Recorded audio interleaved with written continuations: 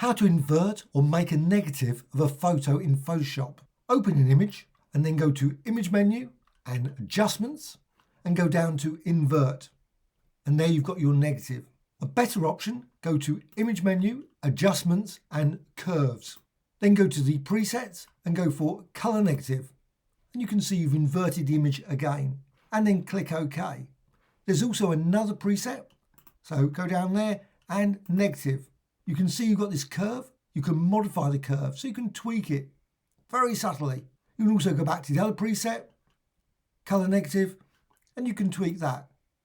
But you can also select the channel, so go for red, green or blue.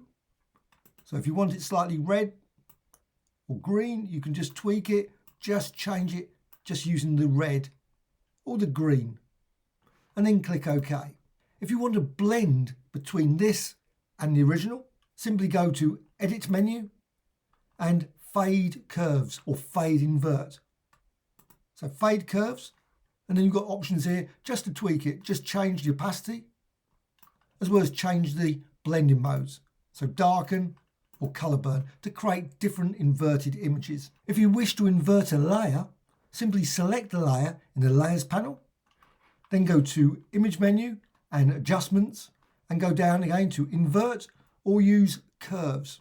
Then go to the presets again and Color Negative, and only that layer will be modified, and click OK. If you only want the left or the right side of the image to be negative, go to the rectangular marquee tool, select that, drag and create a selection.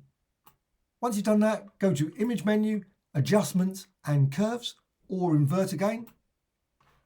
Go to the presets and Color Negative and apply it there and click OK. You can also add a layer that's on top of this image, which means that the image is not changed, but the negative is applied. So go to Layer and go down to New Adjustment Layer. So it's a layer, makes non-destructive effects. So again, go to Curves, give it a name, and then click OK. Then go to the Properties panel, and again, select the preset Color Negative, and you've got it there. At any point, if you want it to go back to the original image, simply click and it's back to the original. Hope you found this tutorial of interest. Any questions, please let me know in the comments below. Thank you much.